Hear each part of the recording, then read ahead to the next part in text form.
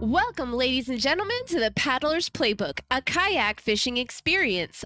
Brought to you by Mariner Sales, providing the largest selection of kayaks and kayak accessories since 1975. Real sportswear, get out on the water and wear what the guides wear. Galveston Redfish Series, the largest, most affordable redfish series on the Gulf Coast. Sign up today. Pure Fishing, home to the world's most trusted fishing brands. Now it's time to sit back, relax, and enjoy the paddle with your host, Drew Turner. Welcome, ladies and gentlemen, to Podcast Land. I'm your host, Drew Turner, and this is another edition of the Paddler's Playbook coming to you live. And really, we're coming to you live today. I haven't done a live in a while. Decided to do a live today from the Mariner Sales Studio. I figured there may be some people who want to ask questions during this one. So those listening on Facebook, on YouTube, make sure to pop in with all your questions during this episode. Again, guys, I wish I had a ton to report about my time on the water, but the only time on the water that I have been spending is drinking water out of my refrigerator because it is 1,000 degrees outside right now. I haven't been able to really get out and do much fishing. I've been dadding a lot. I've been doing a whole lot of dad stuff. The oldest one, Big West, started high school football this year, so taking him up there, they practice all times of the day. They may practice 7 o'clock in the morning one day and 7 o'clock in the evening the next day. But I'm really proud of him, guys. I have to have a proud dad moment here. He actually had a recruiting article written about him as a freshman in high school, so got his name into some of the databases. If you guys have seen me, I'm not the tallest of stature, but he's 6'1", 236 as a freshman in high school. He plays center here, and it looks like he's definitely going to be the starting center for the A team here at Conroe, who has one of the largest enrollments in the state of Texas. So he works his butt off. So pretty proud of him for that. And man, I've just been going to football practices, playing baseball. I had to take 3 showers the other day. Went and did yard work, took a shower, came back inside. The youngest one, CJ, is like, hey, let's go throw the baseball. It's like, okay. So we went out there and he worked on his pitching, went and took a shower, got out of the shower. About 15 minutes later, Big West is like, hey, Dad, let's go work on my snaps. So I went out and worked on his snaps, but then I had to come in and tell everybody, hey, if we're going to do this, you guys need to get together and decide on a time that I'm going to go outside and sweat my balls off, because I'm not going to take 3 showers in a day. We got to get this all knocked out. But anyways, I plan on doing some fishing here pretty soon. I've got a ton of rod builds that it went really, really quickly. I went from, March, April, May, hardly any, which that's usually my busy time, to, hey, here's 8 orders. Hey, here's 9 orders. Right now I got 12 orders sitting over there. So if you're looking to get a custom rod, you better get in on it really soon, or it's going to be all booked up, because it's going to be pretty close to Christmas. Pretty dang soon. I'm going to stop taking orders for Christmas like the end of October, just because of how well business is doing there. I'm getting a lot of return customers that are coming over to Turner Rod Co. But guys, we got a good episode for you. My man Joey is going to join us, and Joey's been on the show before. You guys have heard him talking about Heroes on the Water. He represents the Matagorda chapter. But before we get to Joey, we talk a little Heroes on the Water. We're going to talk about a benefit and just what goes into being involved with Heroes on the Water. First, we got to hear from Jess. Hey, bro staff. These summer months have been relentless, and with temps continuously soaring into the 100s, our kayak and fishing equipment is bound to break down and wear out. It's a good thing Mariner Sales has everything you need to get you back on the water under that scorching sun. Replacement parts for all the big names: Hobie, Old Town, Bonafide, and more. Tie downs breaking down, dry bags dry rotted, that's okay too. Mariner Sales can help you replace those as well. So while we admire your grind out there on the water, make sure your equipment can go just as hard as you with Mariner Sales. And while you're out there ensuring your equipment is protected and working at its best, Real Sportswear wants to make sure you're protected. Made for the crowd that lives under the sun, their fishing apparel offers moisture wicking to keep you cool and UPF 50 plus sun protection to make sure you're able on the most brutal summer days. So log on to realsportswear.com and beat that summer heat today. That is it for me, bro staff. I am Saltside Jess, and I will see you in the air conditioning. Thank you so much, Jess. Yeah, I'm sitting in the air conditioner right now. It is I think we hit 10 days in a row of 100-degree heat here in Texas. Joey, are you staying out of the heat, or are you getting out on the water any, or are you not that mad at the redfish right now? I'm not that mad at the redfish right now, and I'm not enjoying the AC, and unless I'm doing my Monday through Friday job. I'm actually a little crazy. I'm out there golfing and this stuff. So I just picked up golfing again a couple months ago, me and my boys. So I am shedding the pounds. What tee time are you trying to get, my man? It's typically around 4 to 5 p.m. I try to hit the course around 4. I'm in a player development program at our local golf course here. So it's just trying to get out there, hit the range a lot, and then hit the course every now and then. You are shedding some pounds if you're out there from 4 to 5. That is the hottest part of the day. Yeah, I start at 4, and then I try to squeeze in 18. Try to get out of there about 8:30. The sun's going down, and I'm on 18 trying to see the ball. So, but it's fun. It's good. Good fun with my boys, having a good time out there, trying to get good. I'm no good at golf, but I try.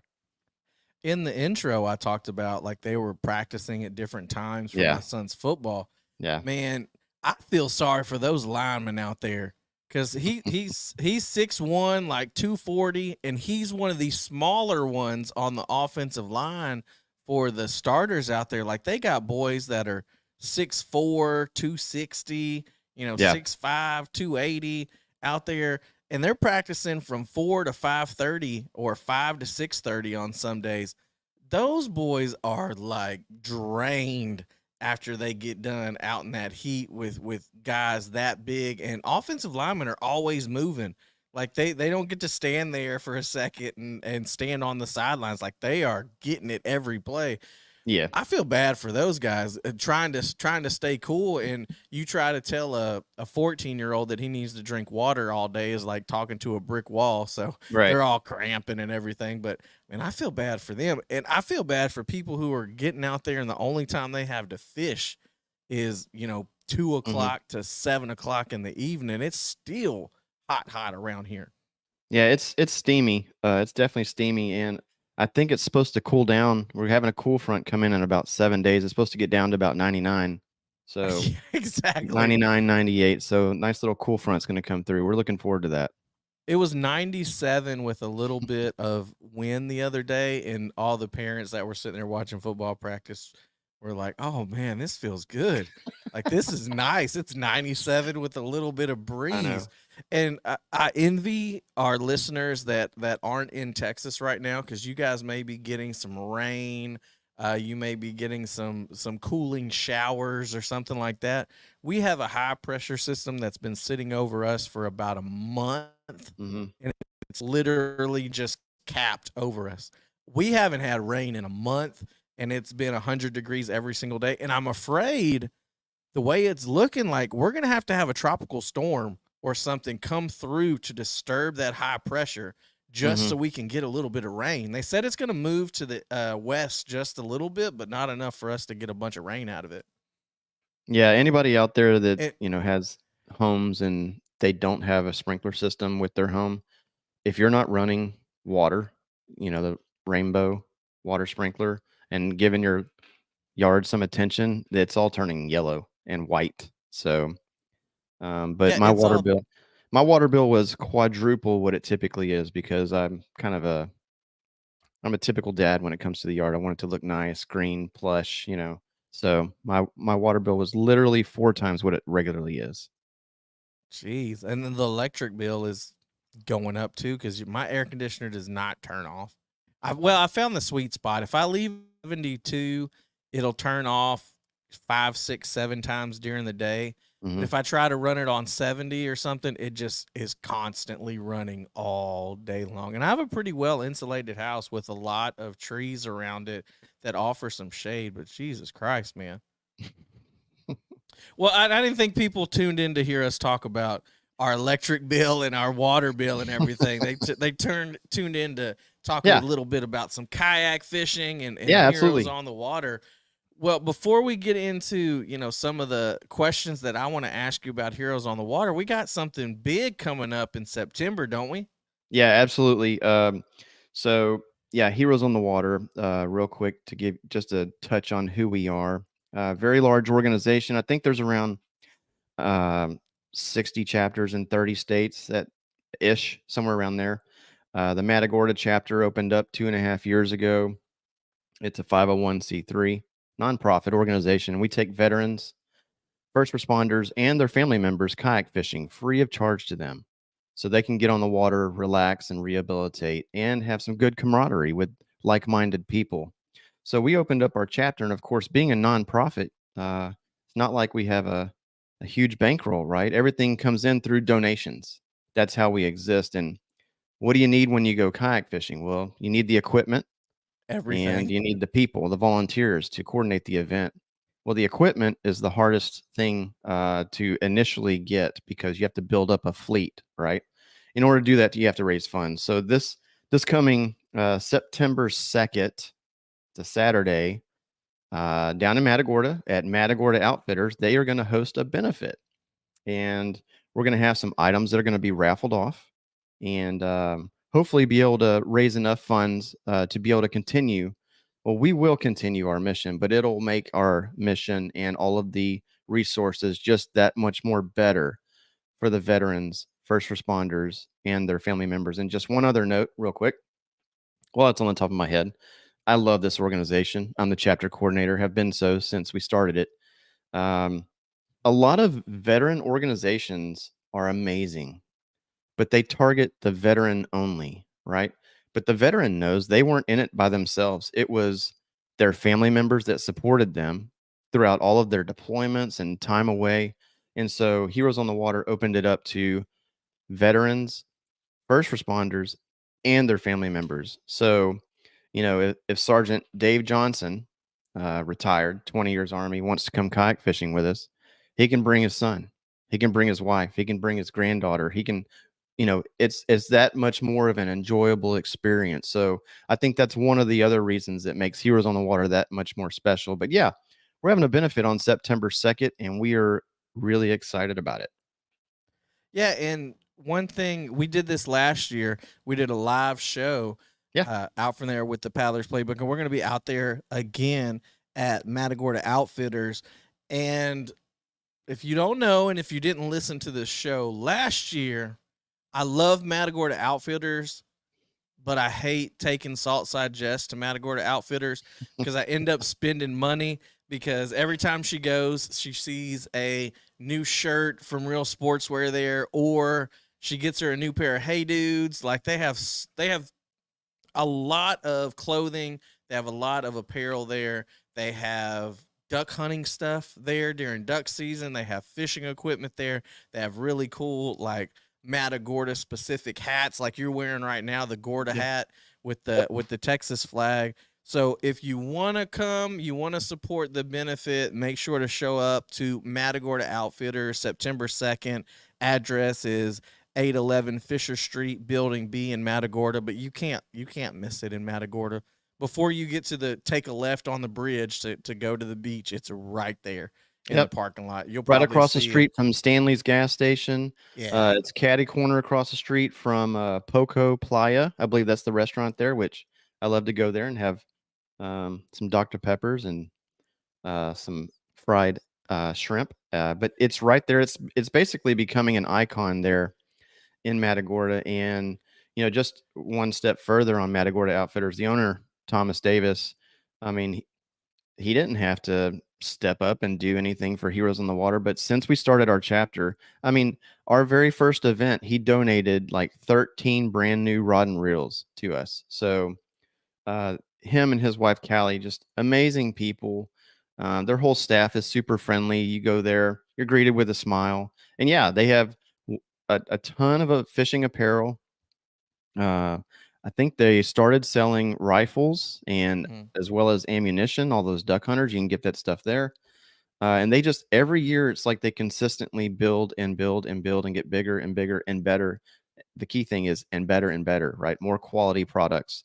And Thomas keeps it fresh. I think they have, I don't want to speak for him and his whole company, but I think they have a dedicated design team to make amazing hats and apparel and things like this is like the standard, right? It's different colors, but there's a zillion different types of hats there. And if you go to Gorda, you'll see everybody with some kind of Gorda hat on.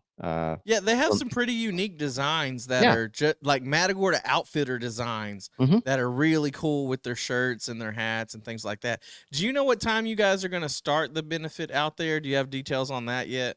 Because I'm Yeah. thinking what we may be able to do, since we got a whole month here and people are listening, we could probably get some fishing in the morning, and then Absolutely. have a little bro staff meetup in the morning, and then all come hang out at the benefit that afternoon and have a few of those Dr. Peppers and hanging out there at Matagorda Outfitters all day. That could be a fun deal, and we could have people hop on the podcast a little later, talk about the fishing, talk about the benefit, talk about Heroes on the Water, and you can get in on the raffle to win some stuff. Now, Yeah, I never absolutely. win jack on those raffles. I never win nothing, but I'm gonna support, and I want you guys to support. But I don't win on scratch off lottery tickets. I don't win on raffles. I don't ever win door prizes. I never win any of that stuff. So I don't play the lottery. I don't do any of that stuff because I never win. Never, Yeah. ever. Well, I would never say never because last year there were a ton of winners. We had so much stuff in the raffle last year, to include a brand new canoe Flint kayak that was donated by none other than Mariner Sales. Whoop whoop. Yep. Mariner said, are you guys gonna have some really good stuff like that this year? We're starting to compile all of that right now. We're just under 4 weeks out now from the event. So donations of various items are starting to pour in. I will go ahead and announce the big ticket item. At least it's the big ticket item right now. It's a new canoe, Frontier 12. Woo. Yep, it's the one that I've been fishing in from Mariner Sales. They had let me fish in it for about 6 months. There you go. And it comes with not one 360 swivel seat, but two. Oh, that's awesome. So you can set it up as a tandem if you want to. Those new canoes are nice, man. I'm in the unlimited right now with the Torpedo, or not the Torpedo, with the NK 180 on the back. Yeah. Dude, I love that thing. That thing is so awesome. I can't wait to get out there and do an event. And I'm going to do the next event coming up. I will be out there at the Heroes on the Water event. Me and Salsa Jess really want to come out. It's just been the past ones this spring were the same dates as Galveston Redfish Series, but now, man, I'm done with tournaments for a little while. Yeah. I'm ready to come out. I'm ready to get on the water with you guys with the Heroes on the Water events. So you talked about earlier one of the struggles of getting a chapter together and getting a chapter started was the amount of equipment you have. And then you talked about just now that Mariner Sales was able to, give you a kayak for this benefit raffle. But you've been working with Mariner Sales for a while with this chapter. If someone wants to come out they want to be a part of the event. And this is not the benefit. I'm just talking about a normal Heroes on the Water event. Mhm. What type of rig are they going to be able to get in? What do they need to bring?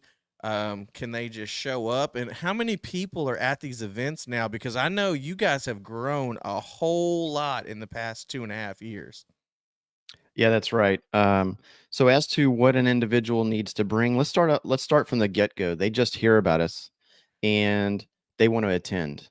How do they even sign up? Okay. They can do it multiple ways. We do a lot of communications through our Facebook page. That's Heroes on the Water Matagorda Chapter. You just Google that and or look that up in Facebook, and there we are. And there we post recaps of events.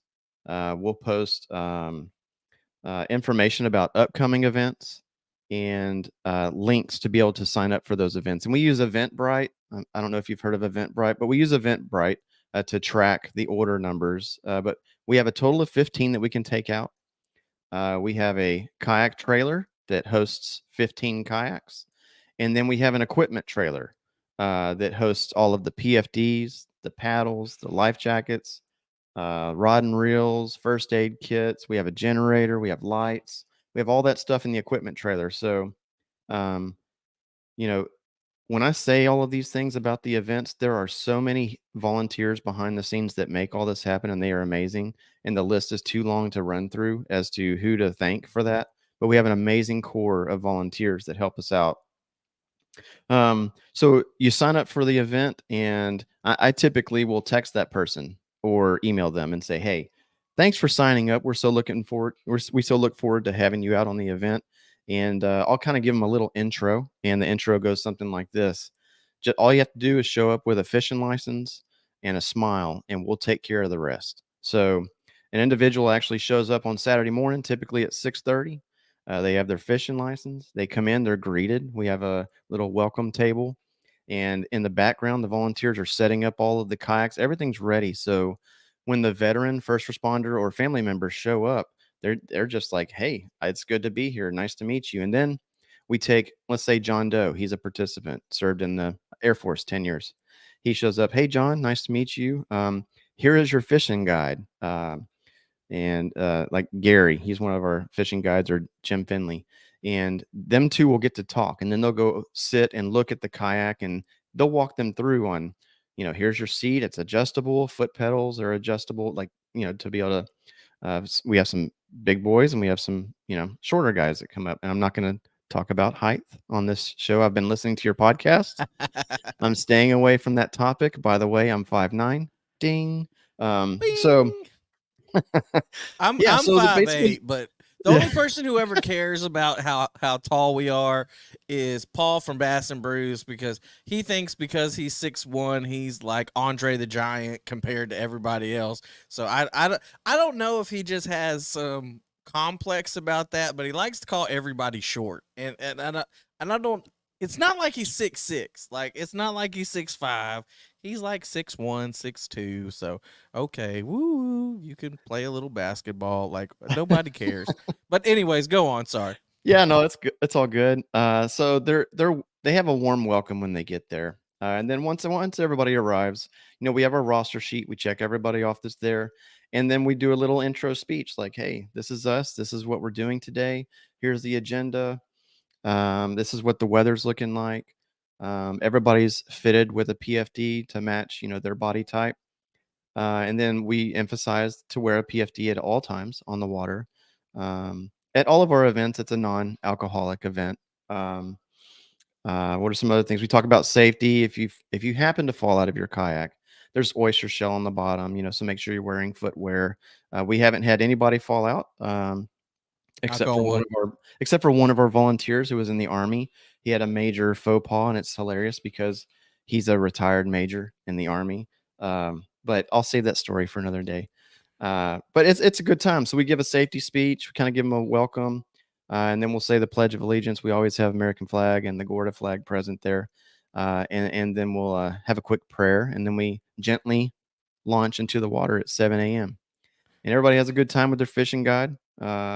Some fish are caught. Our motto is paddle, fish, heal. I'm glad our motto is not paddle, catch, kill, Fish. because we would be kind of over promising a little bit. So they're able to fish, and it's a good time. And we've even had some people say, "Look, I love what you guys do. I'm not that much of a fisherman. Is it okay if I just chill on the kayak and just have a relaxing day on the water?" They said, "Absolutely. Do you. Whatever makes you happy."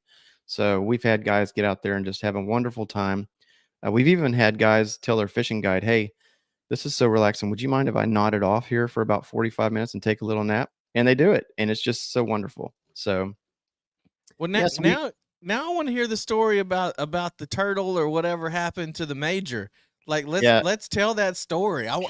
You can't leave us hanging with that. I want to hear how did he end up in the drink? Okay, so he had never kayak fished before, and I took him out kayak fishing. It was at a non-Heroes on the Water event. Okay, he wanted to. He's actually our treasurer. Great Okay, guy, huge heart. Served 30 years in the army. He actually bought the kayak I had from me. So backstory: Mariner Sales gave me a Hobie Outback to fish and then sell. And whenever I sold that kayak, all proceeds, the check didn't go to Joey Gremlin. The check went to Heroes on the Water. that's So my awesome. buddy wrote the check, Heroes on the Water. He sends it in. He gets the kayak. That's another great thing. There's so many great things Mariner Sales does. Um, so my buddy, who's a retired Army major, he went fishing, and he was out there quite a while and drinking a ton of water. And so I had told him that's a great kayak to be able to stand up and fish in. He's like, "Well, I'm going to stand up and uh, use the Pee. restroom." You No, gotta no one pee. was around. Yeah, so Yeah, you gotta pee. so he did that, and his balance isn't the greatest. And this was his first time kayak fishing. So he actually tumbled out of the kayak and got soaked Oh, wet. So it became a really funny story, and I kid with him about it. And at every event, we kind of bring that up, and he doesn't mind because he's a good sport. But that was funny. So, well, but now back, he just go needs ahead. to aim. He needs to aim for the drive hole. Like, you don't even have to get up in those Hobies. Just like lift your drive and just have some aim. Try to get if you're drinking enough water, it should be able to. The stream should be able to reach the hole right there. You should be all right. So back to the events. So the fishing guides and the participants. That's what we call the veterans, first responders, and family members that go out there. Uh, hey, Nick's What's up, on. Besnick? Man, he's one of our fishing guides as well. Awesome guy. Actually, not to act like there's a squirrel and I'm looking off and my attention's gone, but he turned me on to the current kayak that I have today, which I actually bought two of them from Mariner Sales, the Hobie Lynx.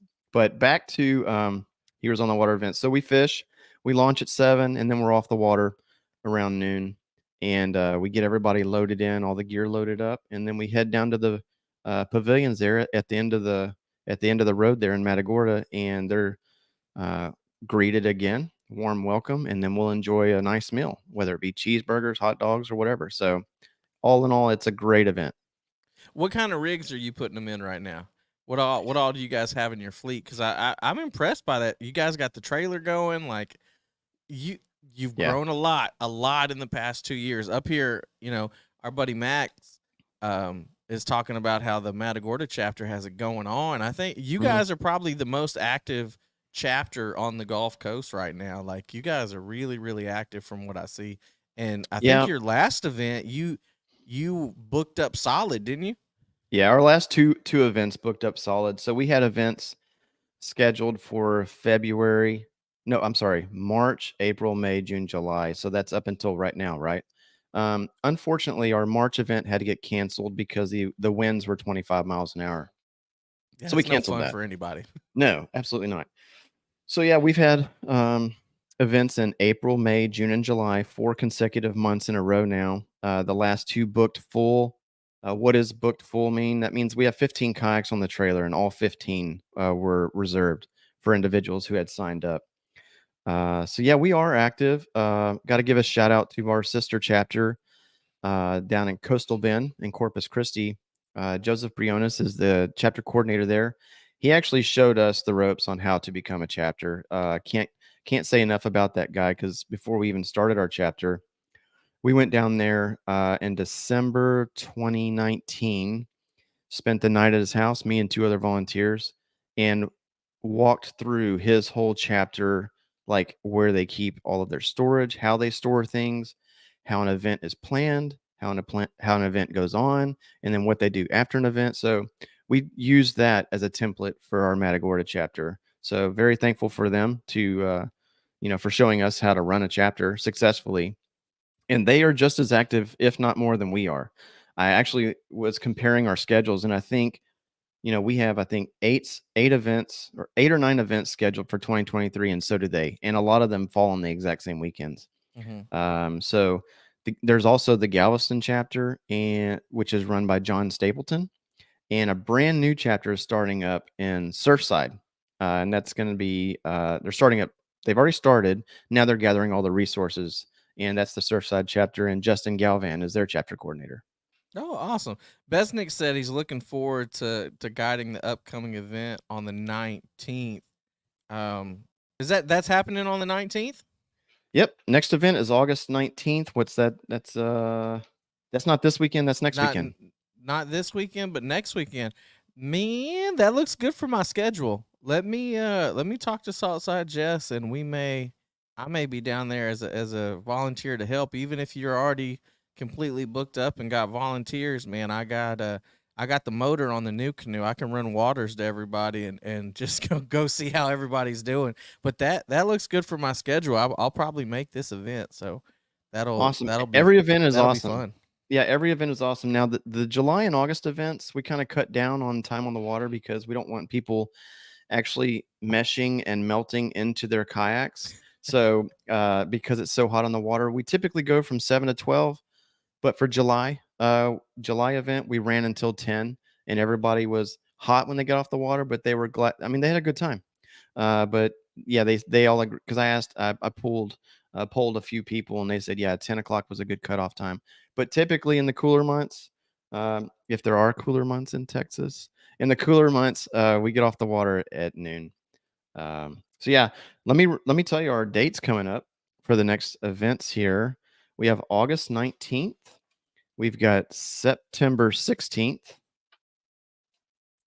October 21st, and November 18th. And then we're going to take a break in December. So yeah, you never know with the weather in December and January how it's going to be. It could be front could blow in there.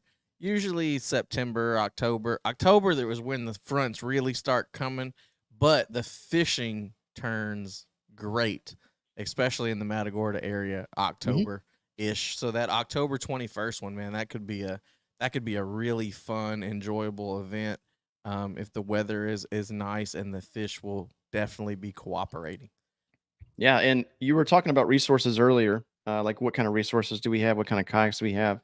So thanks to Mariner Sales, they've really helped us out with regard to the actual fleet itself, the kayaks.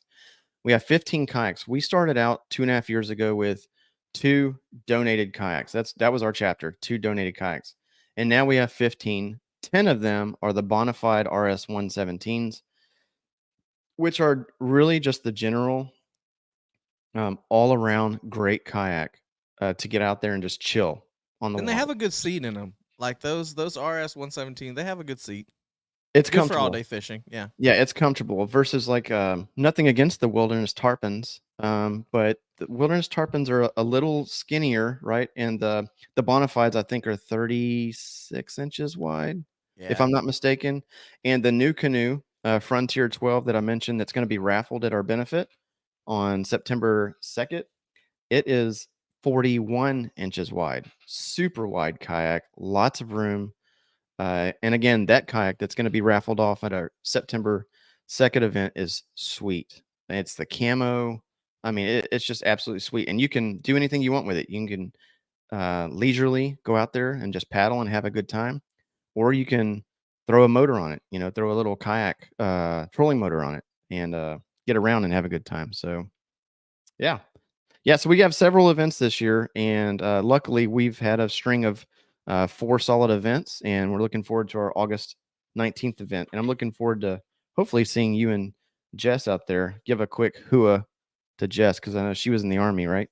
Oh yeah, she did 13 years, I think, in the Army. She was there. Um, I know you talked about what the typical day was hmm like for the participants and when they show up and everything like hmm that. But I want to know, what is it like for you as the chapter coordinator whenever you have these events? Like, let's just say we're going to hypothetically just talk about the event on the 19th. When do you start preparing, like getting kayaks ready, checking life jackets, checking equipment? Like, when does all that start for you? Okay, great question. So our last event was July 15th. It was a Saturday. It was about 3 or 4 weeks ago. It started July 15th, right after our last event, as we wash all of the equipment and put it all away very neatly. And we know that as we put it away, we're going to be pulling it right back out in 1 month. So we want to take care of it, put it away, wash it down, make sure everything's clean. So the next time we go hook up the trailer, we roll out everything. Like our logistics team is amazing. So it Hold starts. on. I'm going to stop you real quick. Chris Turner, are you listening right now? Take your time putting your stuff up, and then you will not forget anything whenever you load up the next time. I can't talk too much. I try to be as organized as I can. Sometimes you're just hot and tired, and all you want to do is spray your reels off and throw your junk in the garage and be done with it for the day. But I forgot my net the last tournament, the last GRS. That was the first time I've really like forgot something really important. So my brother had to kind of follow me around. We had to stay really, really close. You know, the rules are 100 yards from each other, but he had to stay like within 50 yards of me just so he could get over to me if I caught a fish, so he could get the net. But I, that is a very crucial thing that I think it's just like as you get older too, you just take more time with cleaning up and getting stuff more organized so you don't have to be staying up till 11, 12 o'clock the night before you're supposed to go fishing and wake up at 4 o'clock in the morning. Spend that extra time when you don't want to do it after you get home, and it'll make going out so much easier if you stay organized with your stuff. But go ahead. Yeah, and just to add on to that, it was the same thing for me personally when I first started out kayak fishing, which was about 6, 7 years ago. It took me a while to learn that lesson because the day before I was scrambling looking for all of my things that I was going to use just for me, right? So we basically took those applied principles that me and the other team members, volunteers that we have, we put all that together, and we've just developed a great system. So when does planning start for the next event, Heroes on the Water event? The day of our last event, really. Um, and that's the equipment side, is washing it off, putting it away nice and neat. Um, and then there's the administration side. So yeah, Camille said, especially when you're dealing with 15 to 20, absolutely, you have Yeah. to. I mean, you absolutely have to. And real quick, Camille Knoll is an amazing person. She's um, part of the senior leadership team for Heroes on the Water on a national scale, right? Because everything I'm talking really is Matagorda, Texas based, but Camille is national. So she's everywhere all of the time, helping all of the chapter coordinators because, you see me, Joey Gremlin from Matagorda, but there's 60 of me out there at all these other chapters. So, and they have their own way of doing things. Some of them are freshwater. I would actually suspect the majority of them are freshwater. And then you have your coastals, right?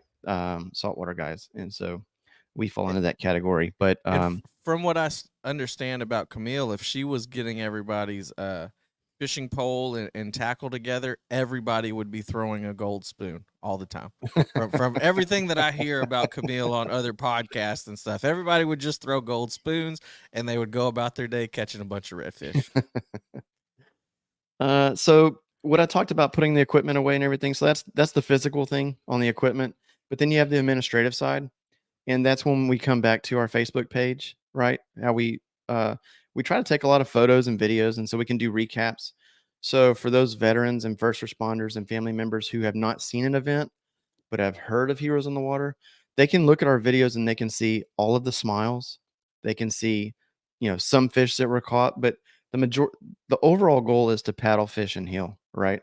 But through those videos and things that we post on Facebook, it just kind of shows you a tidbit of how much fun we have. So on the administrative side, for getting ready for an event, we post it on our Facebook. Okay, next event is this date. Go ahead and sign up by clicking this link. And then I'm an IT guy, IT security guy, so I live out of Excel spreadsheets. So I have a I'm list of sorry. oh, hey, I love it. That's absolutely love it. It keeps me organized. It keeps me sane. I have a list of every volunteer and of every participant going back since the inception of our chapter, and if they've attended an event, if they signed up for an event, but for some reason life happened and they couldn't attend an event, all that's annotated in there. So when someone says, I want to join, I mark them. They're coming August 19th and they want to bring their son. What age is their son so we can prepare for that or whatever. So add that into the spreadsheet. And so we're fully prepared for each event, for each participant coming out, and for the volunteers, because I think we have around 50 volunteers, half of which are veterans themselves. And not every volunteer can make every event, and we understand that. So we keep all that in a spreadsheet in a database there, and that's how we stay organized. Now, you were talking about the guide earlier, and a lot of people Mhm. may be a little intimidated by the word guide, like you're their fishing guide. If someone wants to get involved as a volunteer, what type of knowledge do they really need to have? Like what does a guy need to do? Are they providing like tackle? Or are they just like staying along like buddy system? Like we're gonna fish over here, paddling like this. This is how you do your anchor trolley. Like what is the guide really doing? Yeah. So qualifications to be a guide for Heroes on the Water is number one. Um, are you a people person? Right. We want somebody who's nice. Really, I mean, that's number one. Number two, are, do you kayak fish? So and that's really it. We keep it really simple in Matagorda. Are you nice and do you kayak fish? And all of our guides are like that. Just like Nick, amazing person. Um, Yeah, he's nice. He I mean, I don't know about his fishing. Like I don't know how well he can take a look at fish, his Facebook and but his Instagram. but he's nice. He's a people person. That guy catches fish left and I'm right. just kidding. I'm just kidding. Yeah, He yeah, catches all kinds of fish. yeah. So and we've had people say, I want to be a volunteer, but maybe they just weren't as nice as we needed them to be. So we said, why don't you do like land shore, shore duty or something like that, which is a rare occasion. Everybody who comes and approaches our program is super nice. But that's it. Like you don't have to be a professional licensed fishing guide. You just have to be nice and be able to kayak fish. And then it's an added thing is, can you teach someone how to fish? And do they have to bring bait and lures? No. All of that is actually provided by Ken Chamont with Egret Baits and Voodoo. So that's another great supporting entity that has consistently been with us since day one. They send us the Voodoo Mambos and the Voodoo Shrimp typically about every 3 or 4 months. If we're ever getting low, before I even have the chance to say, "Hey, are you guys in a position to replenish, Voodoo Mambo or Voodoo Shrimp?" They're reaching out. When is your next event? It's been a while since we've heard from you, Joey. When's your next event? And I'm like, actually, our next event is like, let's say, for example, August 19th. How are you on inventory? Can we do anything to help you out? And sometimes I say, actually, we're good. Or sometimes, hey, we're running kind of low. And I'm not embellishing. Overnight me a bag full of lures. So we are completely set for every single event. And that's what we use on the Texas East Coast here. Southeast Coast is the Voodoo Mambo and the Voodoo Shrimp.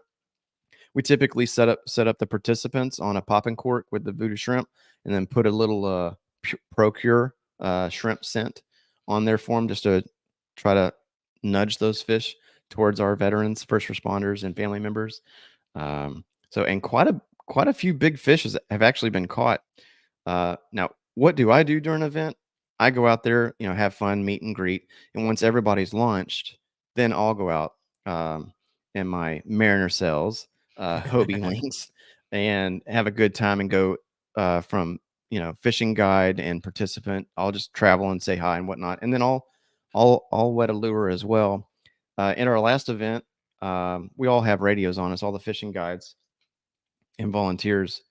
I think I was blessed enough to be able to hook up with a nice 23-inch size redfish, speckled trout actually, and it wasn't, I'm Air Force, so it wasn't 3, 4, 5 minutes later, a guide comes on and says, "Hey, my participant came in, and what'd you get, Joey?" And I was like, "It was a 23." He got a 25-inch speckled trout. I was like, "Ugh." I was like, "What branch?" He said, "Army." I was like, "Oh, now I gotta go get a 26." So, but it was great. It's good fun. That's a nice thing to have with egret baits, getting those baits in. And really a popping cork and a paddle tail like you guys are getting is all you really need to start off with. I mean, you just throw out there, have some people that have an idea of where to hit, throwing in drains and everything. Now, you guys are usually launching from the paddle sports launch there in Matagorda, aren't you?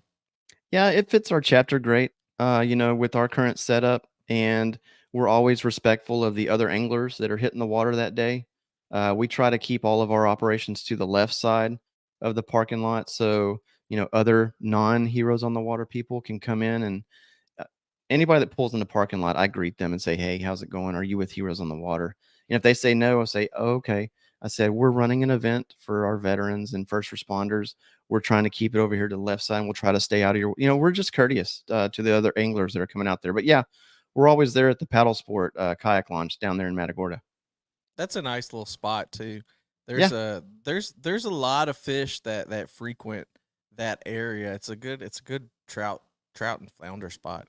Like Yeah, and what we I like really that like area. about that launch spot is you launch and then you have about a 10-minute, 15-minute paddle before you get into the fishing.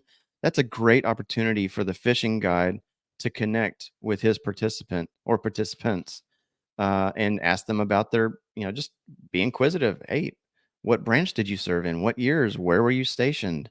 How was it? Do you mind telling me about your experiences? And I've heard many stories from our fishing guides saying, "Man, this guy did this or this girl did this." And like, what did, you know, I can't believe the capacity that they served in. That particular launch is actually just perfect for our chapter because it provides a great opportunity to have a little conversation before you actually start the fishing. So how earlier are you getting there with your fishing guides to get everything set up? Because I imagine, I mean, unloading 15 kayaks, getting the poles ready, getting the baits ready, Mhm. getting everything set up, that takes a little while because the participant or the volunteers, they also have to get their kayak ready, Right. get their fishing stuff ready. What's a normal start time for all the volunteers? Yeah, so we have all of that in a PowerPoint slide that we send out to everybody prior to the event. We typically will send that out on a Wednesday, so everybody knows exactly what's going on before Saturday happens.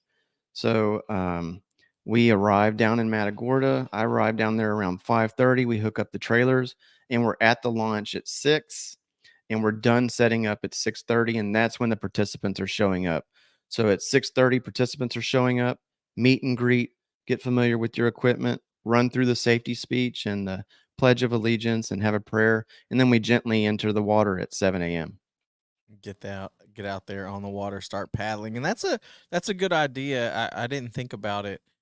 It gives 10 minutes, on that paddle from that launch for the person in the kayak to actually get acclimated to the kayak Yeah. and figure out that they are not going to flip the kayak. They can find that primary and secondary balance there with the Hmm. stability on the kayak. They can, maybe cast a few times just to get used to casting, get to know their participants a little bit and the Yeah. volunteers a little bit. And I'm sure that the volunteers also have a good time trying to get their participants on some fish, and I'm sure there's no kind of rivalry with the participants or the volunteers whenever stuff like that is going on. I'm sure there's nothing like that. There's just a little bit. There's just a little bit. Yeah, and another thing that we tell, you know, our participants that come in is whenever you actually are starting to sit down in your kayak for the very first time, take your time. We know there's a line of 15 people wanting to get in, but I don't want anybody to rush. Everything is supposed to be chill, like everything is supposed to be nice and easy. Trying to reduce any anxiety. Like we understand this is your first time on a kayak, so we're here to make it the best possible experience for you. So if you want to get involved, you said the Facebook page is the best place to get involved with the chapter. Is that correct? Yeah. Yeah, and there's also thanks for leading up to that. S- so there's heroesonthewater.org. You can go to that page, and I think at the top it says find a chapter. So you can find a chapter near you. So whether you're in Tennessee, or you're out in California or Florida or Texas or Idaho, wherever you are, you can find the most closest chapter to you. We've actually had folks, we're down in Southeast Texas on the coast here. We've had folks come in from Austin, from Lufkin, from 4 or 5 hours away, they come down. And I always tell them, I was like, hey, selfishly, as the Matagorda chapter coordinator, I want you to come to our events. I said, but just to let you know, there's probably an event or a chapter 30 minutes from you because there's an East Texas chapter. There's the Brooks Army Medical Center chapter in San Antonio. They are super active. So there's many, many chapters in Texas as well as the other states. But yeah, you can go to heroesonthewater.org and just click on find a chapter near me. So you started this chapter, correct? Yeah. So you're the what did you say? The Chapter coordinator. chapter coordinator. Okay. So Yeah. you're the chapter coordinator of the Mhm. Matagorda chapter. Um, what has it done for you as a chapter coordinator?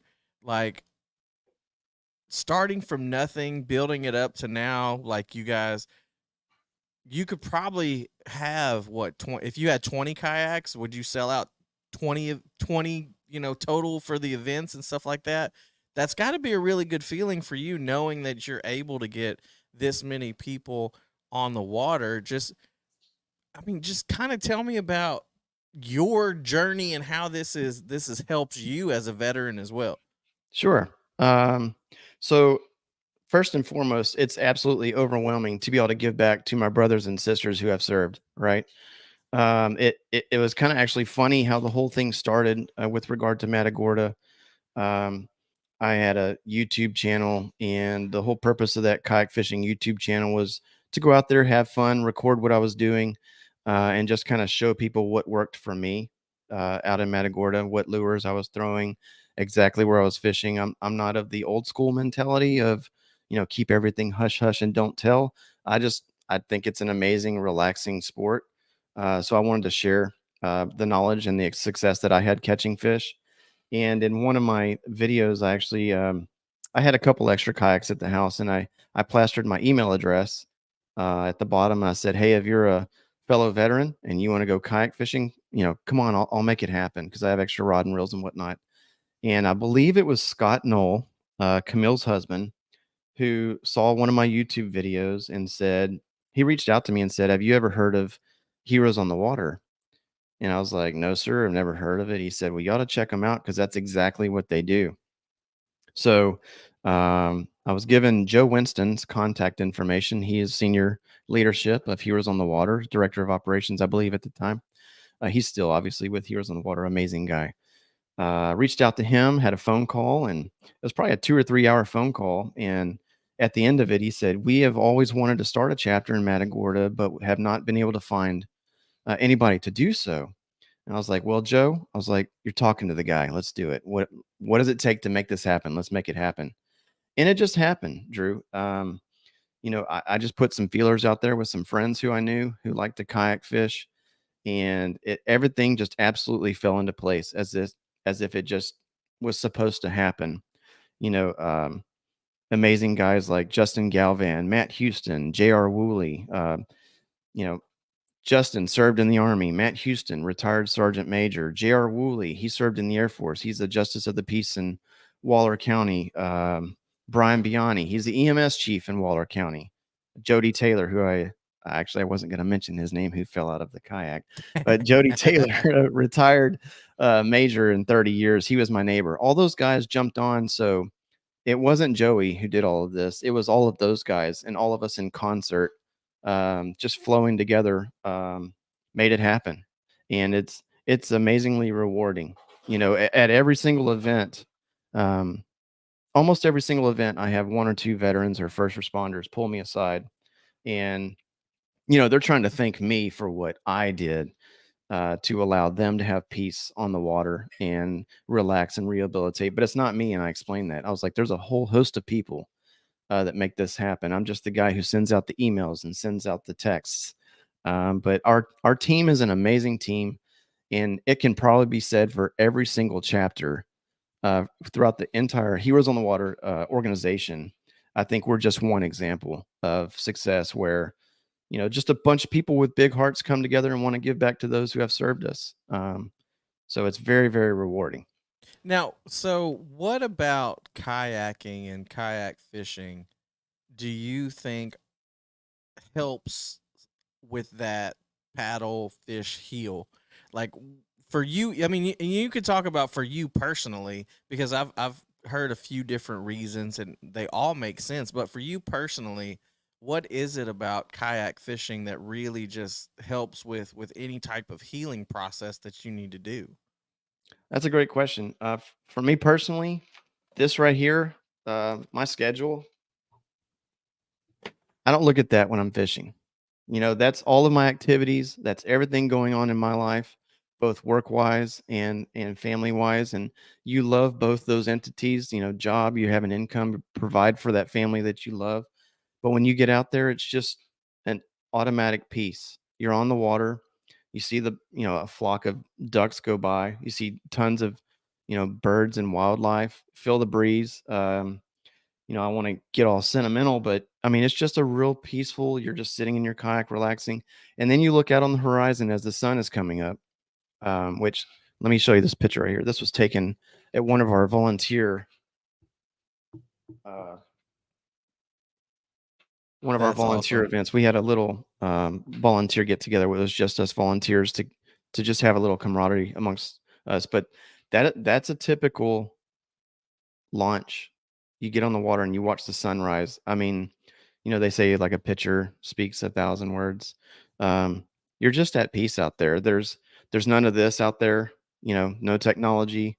I mean, you're just relaxing, and then I alluded to the picture. You get out there and you're fishing, and then you turn and you look and you see about 25 kayaks. So those are our participants and our volunteers, and they're all out there doing the same thing. It's like these are my brothers and sisters, and we're out here in nature just relaxing, and the technology isn't happening.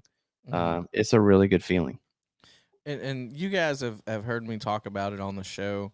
One thing that I really love about at kayak fishing, and I've said it probably 1,000 times on this show, is it's an activity where you're actively relaxing. So you're engaged in your environment, you're paddling, you have to think about your balance, you have to think about casting, you're looking for, fish activity, you're checking out the sunset, you're looking at birds.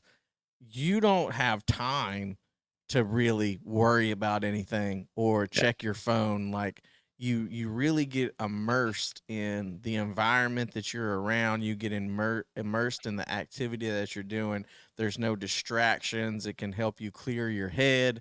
Like it can help you clear your mind. I always, like, after a long day of fishing, I just feel different. I like it's almost like like a reset button for your brain. It just totally resets your brain. It usually happens when I get home and I get in the shower and I'm washing my hair and I'm like, "Oh man, this is a completely different feeling than I'm used to through my weekly grind." It's a And reset button. yeah, this feels good. Like this reset button feels awesome. I get those because earlier in the intro, you heard me talk about football and baseball and everything. Mhm. I get that whenever I'm kayak fishing, but I also get that whenever I'm coaching baseball or I'm extremely involved in a football game or something. Like, it just completely takes your mind away from everything. And I don't think that we do those type of activities enough. Like you said, with the technology, a lot of scrolling, a lot of looking at videos. There's a lot of computer work, worrying about work, the just the day-to-day grind, driving, you're in traffic, everything Mhm. like that.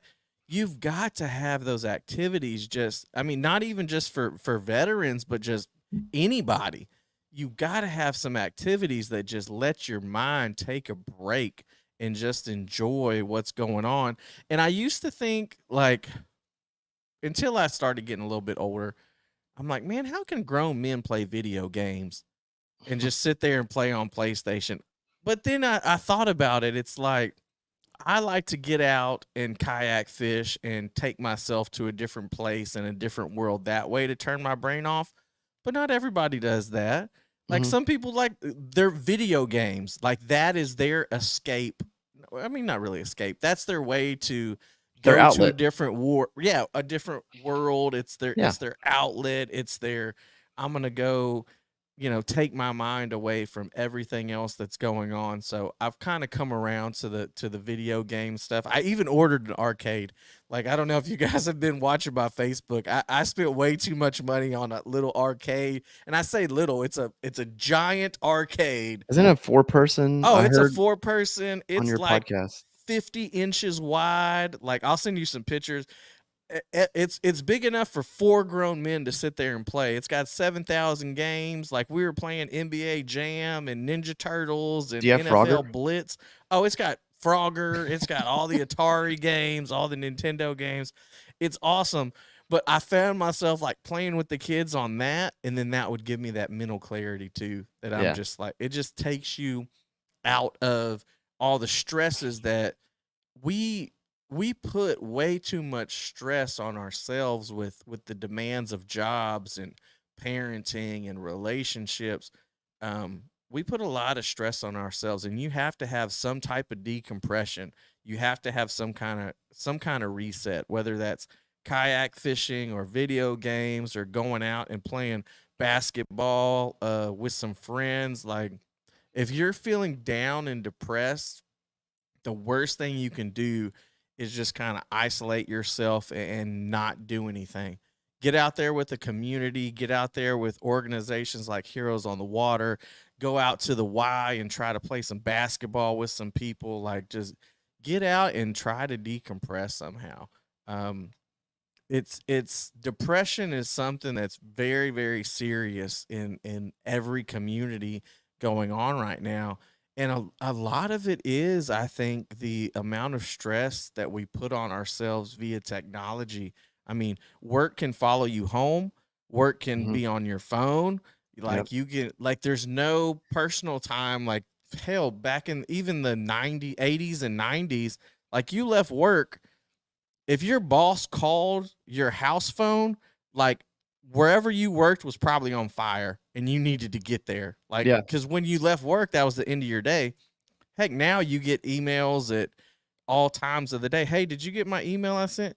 Yeah, I did. I'll answer it after I get done with dinner with my kids. Like, come Mhm. on. Like, everything's always an emergency now for everybody. So finding something that you can decompress in, I cannot stress that enough. And Yeah, and one of those are absolute facts. And Heroes on the Water. I don't have all of the specifics right now, but I have reviewed the study. Heroes on the Water actually performed a study for those who have attended events, and the ratings are through the roof. Like, some examples were like, did you feel like, pressure was relieved off your shoulders after attending an event? Things, all of those types of questions. Did you have a good time? Did you meet new people that you like? Things like that. Everything was through the roof. It was like 95 percentile. Like, yes, yes, absolutely, yes. It was amazing. Um, but like I said, I've had many people pull me aside and just say, like, and they were almost whispering, I needed this. I desperately needed this. Thank you so much. So, and then you take that for just our small Matagorda chapter that has 15 kayaks, and then you take that across the board to all Heroes on the 60-ish chapters, and how many people they're taking out. Um, you know, our the whole thing is not in our chapter, and I think it's like that in all of the chapters.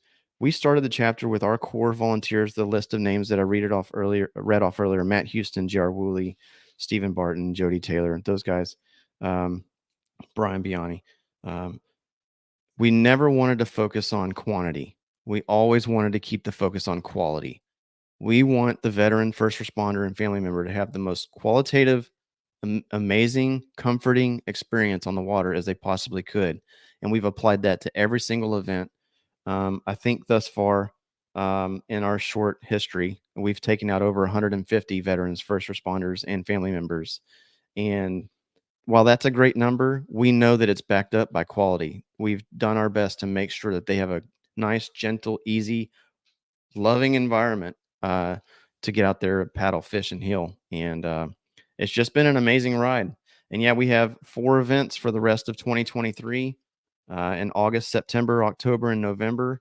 And of course, as you mentioned earlier, which I'm so glad you brought it up, we have our huge Heroes on the Water Matagorda Chapter benefit on September 2nd, Saturday.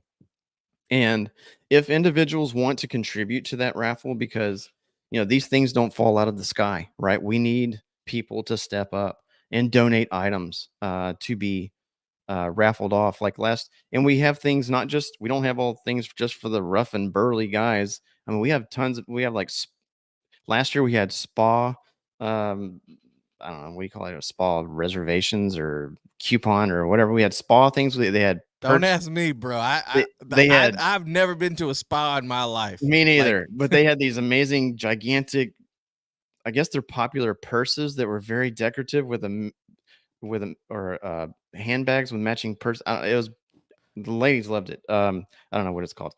Coachella. I don't know what it is, but yeah. So there were raffle prizes for all walks of life, to include for children as well.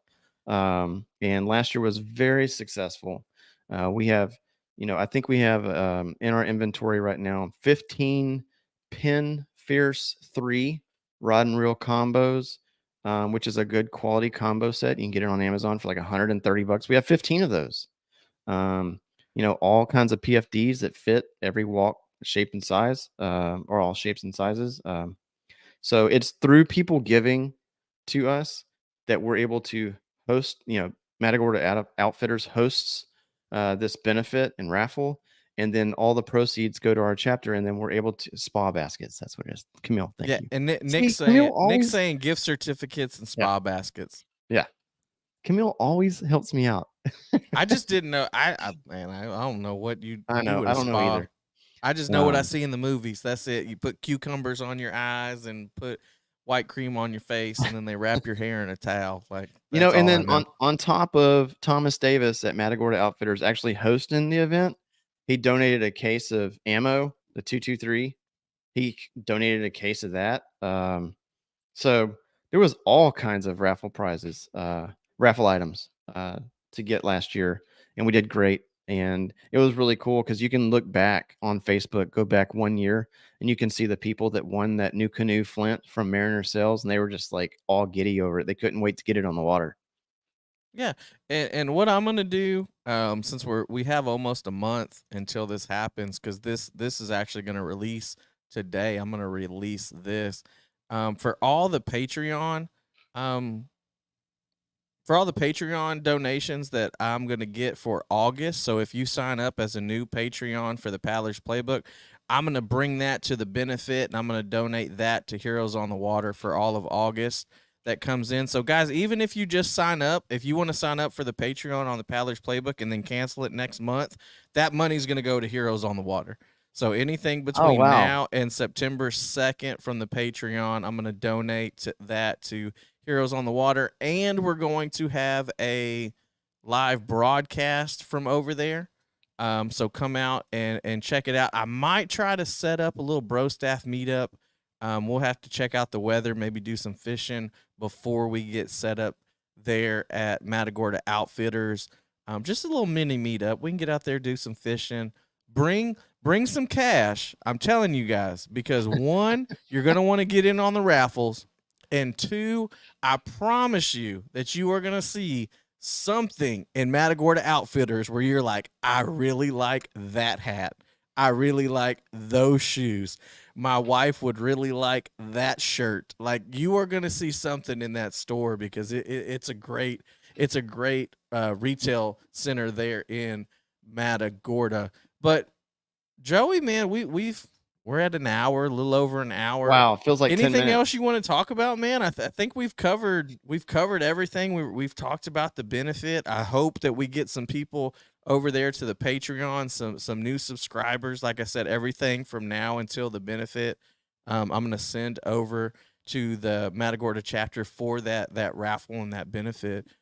So go over there and get signed up. And if you don't already, follow the Matagorda chapter on Facebook. Follow Heroes on the Water on Facebook. Are you guys on Instagram or anything like that, or mainly just Facebook? No, mainly just Facebook. It's easier to communicate things on Facebook for events and create tabs and stuff like that. But if you don't follow the Paddlers Playbook on Instagram, make sure you follow us there. Man, you got anything else before we get out of here? No, man, this has been absolutely awesome. Thank you so much for having me on. I love your podcast. Always learn something new from your podcast. In the previous podcast, I learned about iCast and how interesting that was. And I like how it's not just about fishing. You guys also talk about various things. I've been all absolutely, over the place this year, man. you I've are, been, you I've are, been and everywhere this year. It's just like whatever comes to my mind, that's the episode that we're doing. It's been all over the place. no, I love it. Whenever I go on my morning walks, I typically either have you guys on or some Christian podcast. But yeah, I absolutely love your podcast and the content that you provide. And Saltside Jess, she's a breath of fresh air, man. And hopefully we can see her at our August event. Oh yeah, we'll be out there soon. And guys, I'm sorry that I haven't been able to talk about fishing much because I haven't been fishing. But if you want like some great fishing report info from the Galveston Surfside area, go check out the Empty Stringers podcast. He does a more in-depth look weekly because he's out on the water weekly on what's going on in the marsh. He can give you some tips. He's fishing out of a skiff, but it can apply to kayaks. So our man Matt over there at the Empty Stringers, and I think I'm going to be on his podcast pretty soon to talk about rod building. He was just on the podcast like 3 or 4 podcasts ago here on the Paddlers Playbook. But if you're just dying to hear about catching some redfish, I know I haven't been talking about it like the last 3 episodes. You just can't wait to do that. Head over to the Empty Stringers and check that out. There's good guys over there. Real quick, Drew, two things. Okay. I'm going to give you a quick summary of the survey that was taken. It's called Operation Early Impact. And then I don't know if you've talked about your personal best, but I want to get your personal best redfish, speckled trout, and flounder after I give you these statistics real quick. Okay. All right. All right. Sounds good. All right. So here's the summary. It's a response. It's called Operation Early Impact. This is for Heroes on the Water.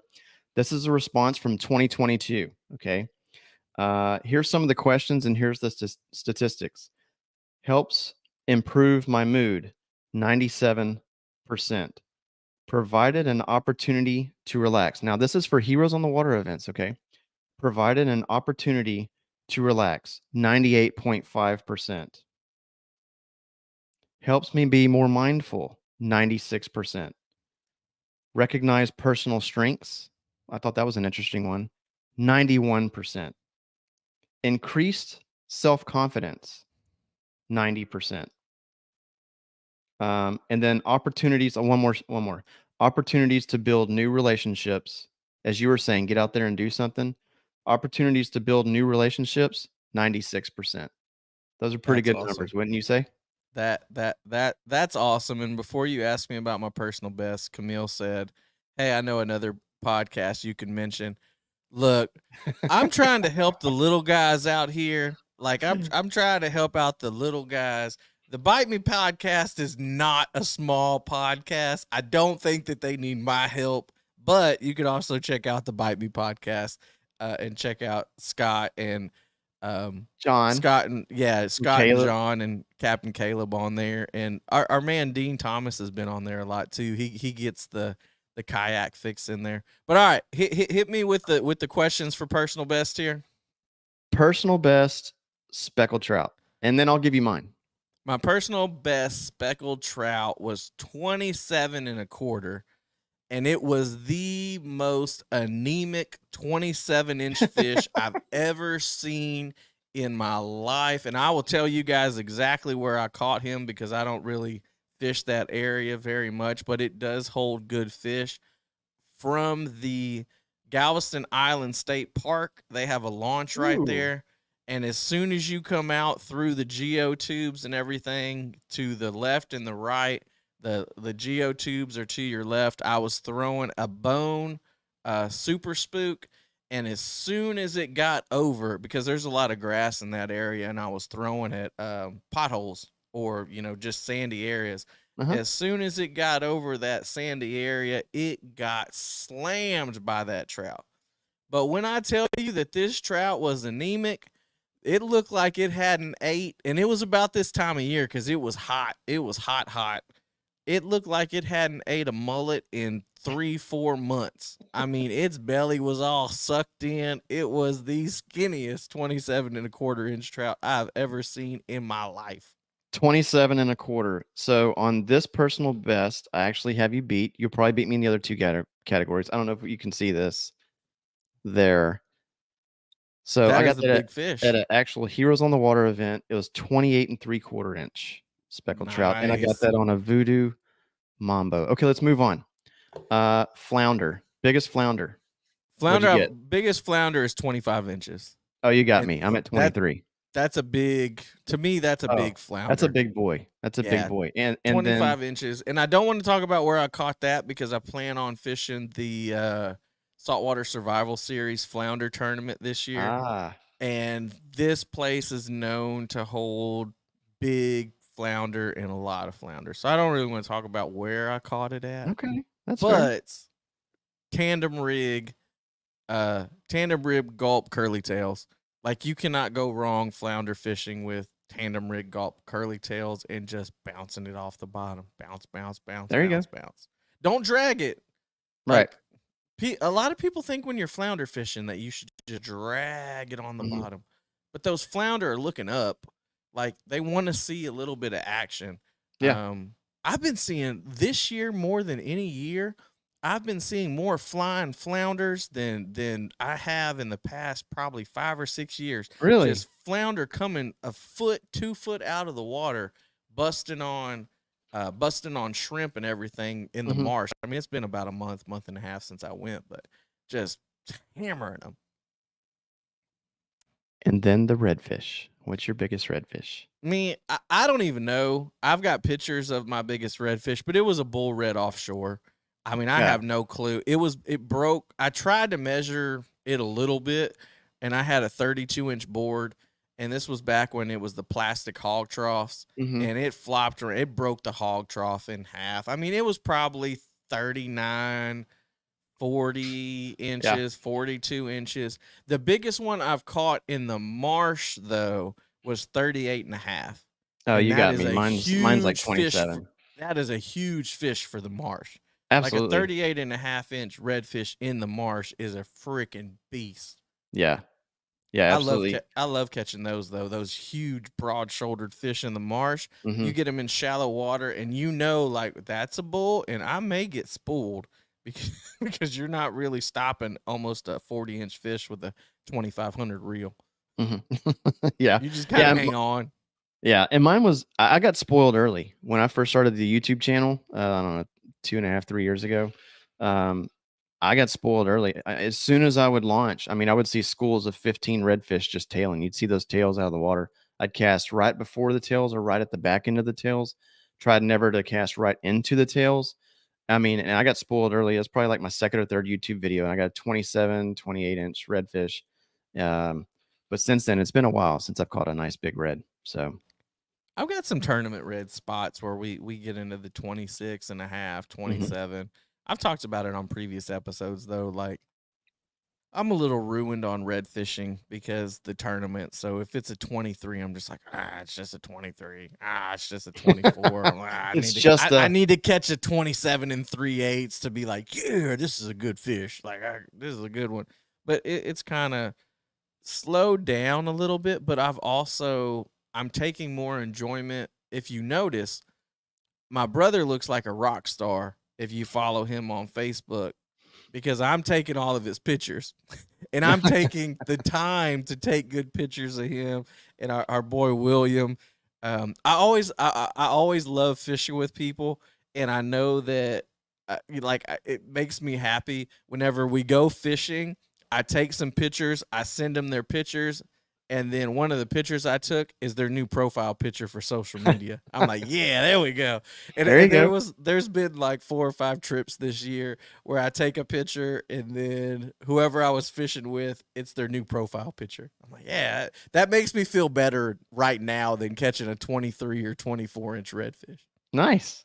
Yeah, so nice. Well, Drew, that's fun. Dude, thank you so much for having me on the podcast and being able to share our mission at, for Heroes on the Water to paddle, fish, and heal. And, we're just one of many amazing chapters. And all of the volunteers and all of the chapters just love giving back to our veterans, first responders, and their family members. So thank you so much for giving us an opportunity to come on and talk about it. Yeah, you're welcome, man. And hopefully we see a lot of Bro Staff members at the event on the 19th. And we see even more Bro Staff members at the benefit at Matagorda Outfitters on September the 2nd. And before we get out of here, I'm going to mention it again. If you are a Patreon member, everything from now until September 2nd that is donated to the Patreon will go towards Heroes on the Water. So you guys go check that out right now. If you don't know how to do that, look in the description of this episode and you will find a link. But guys, we're going to get out of here. Joey, I appreciate it, man. Thanks, brother. Peace. Peace.